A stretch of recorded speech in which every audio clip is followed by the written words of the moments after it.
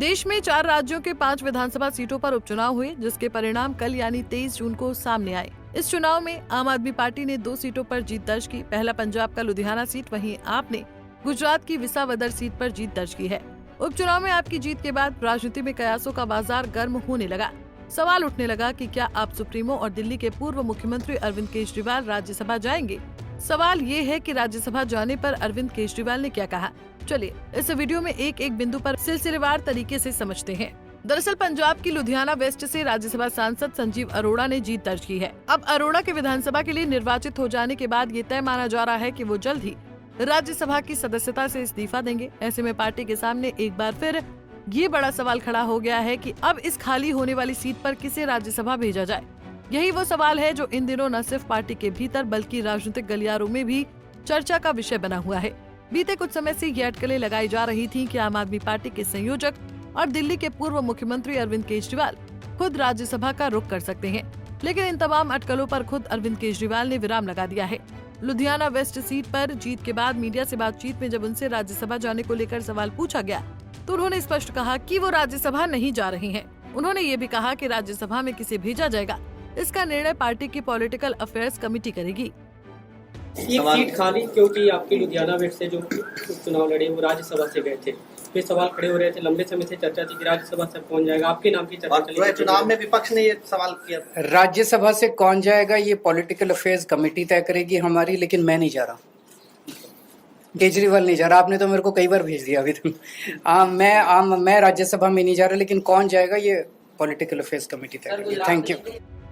अब जबकि केजरीवाल ने खुद इनकार कर दिया है तो पार्टी के सामने 3 प्रमुख विकल्प नजर आते हैं। सबसे पहला नाम है मनीष सिसोदिया का। आम आदमी पार्टी में अरविंद केजरीवाल के बाद उन्हें नंबर 2 की हैसियत प्राप्त है।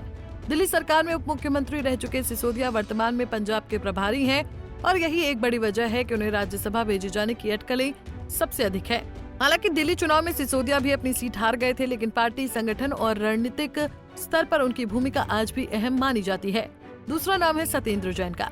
दिल्ली सरकार में लंबे समय तक मंत्री रहे सत्येंद्र जैन को केजरीवाल के सबसे करीबी नेताओं में गिना जाता है। सत्येंद्र जैन को भी हालिया दिल्ली विधानसभा चुनाव में शिकस्त मिली थी, लेकिन उनका पार्टी के प्रति समर्पण और संगठन पर पकड़ आज भी मजबूत मानी जाती है। उनके पक्ष में ये भी तर्क दिया जा रहा है कि पार्टी को उच्च सदन में एक ऐसा चेहरा चाहिए जो संसद में पार्टी की स्पष्ट और मजबूती से बात रख सके। इस लिहाज से सत्येंद्र जैन एक उपयुक्त विकल्प हो सकते हैं। तीसरा विकल्प है पंजाब से ही किसी स्थानीय नेता को राज्यसभा भेजने का। इस मांग को स्थानीय स्तर पर व्यापक समर्थन मिल रहा है। पार्टी के कई स्थानीय नेता ये मानते हैं कि यदि दिल्ली के किसी नेता को राज्यसभा भेजा गया तो इससे पार्टी को पंजाब में स्थानीय अस्मिता को लेकर नुकसान उठाना पड़ सकता है। पंजाब में अगले विधानसभा चुनाव में अब 2 साल से भी कम का समय बचा है और पार्टी इस बार वहां अपने प्रदर्शन को बेहतर करना चाहती है। ऐसे में एक स्थानीय नेता को राज्यसभा भेजना न सिर्फ रणनीतिक रूप से बेहतर कदम होगा, बल्कि इससे पार्टी को स्थानीय जनता के बीच एक सकारात्मक संदेश भी मिलेगा।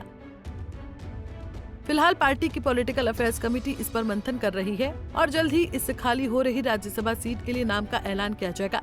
ये फैसला पार्टी के भविष्य की दिशा को भी तय करेगा और ये भी स्पष्ट करेगा कि पार्टी नेतृत्व राज्यसभा में किन चेहरों के जरिए अपनी बात रखेगा। ये तो आने वाला वक्त बताएगा। Bureau report, Punjab Kesari TV. हमसे जुड़े रहने के लिए हमारे YouTube चैनल को सब्सक्राइब करें और नई वीडियो की नोटिफिकेशन के लिए बेल आइकॉन को दबाएं।